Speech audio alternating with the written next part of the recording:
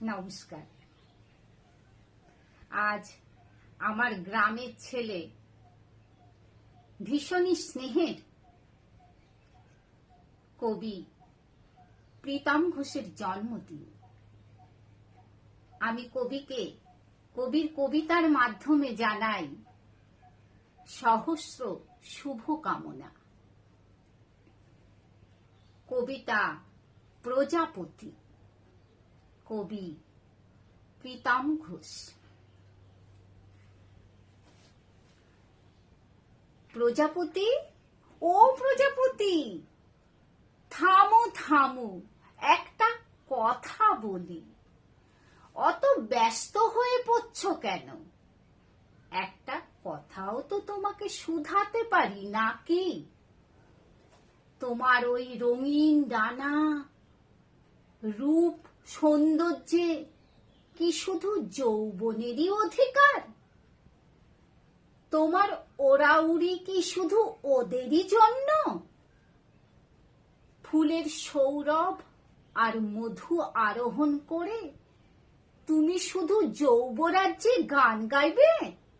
হ্যাঁ, গাদা প্রশ্ন ছুড়ে দিলাম। একটিবার ভেবো প্রজাপতি, ভেবো তাদের কথা যারা কোনো যৌবনে স্ত্রীকে হারিয়ে সংসার যুদ্ধের অনক্লান্ত সৈনিক। এক সন্তানকে আঁকড়ে ধরে 43 বছরের বৈধব্য যন্ত্রণা। অকালে স্ত্রী বিযুক্ত অর্ধ উন্মাদ মানুষটির চারিদিকে মাংস লোলুপ শাপদ। সুপ্রতিষ্ঠিত পুত্র কন্যা বৌমা জামাতা বিদেশে অথবা কর্মব্যস্ত। নিঃসঙ্গতার দম বন্ধ করা গৃহকোণে দীপ নিভু নিভু। সাদা মালা আর ধূপে দেওয়ালে থাকা মানুষটির দিকে তাকিয়ে হাজার নিরুত্তর প্রশ্ন।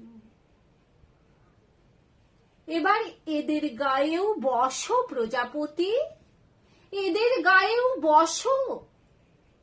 তোমার ভয় কিসের? কে তোমার ডানা ছেটে দেবে?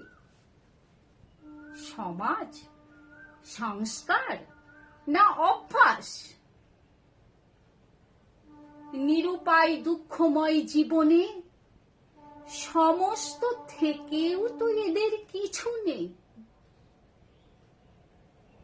সমাজ কি তার যোগ বিয়োগ করেছে? হিসেব নিয়েছে এদের চোখের জলে?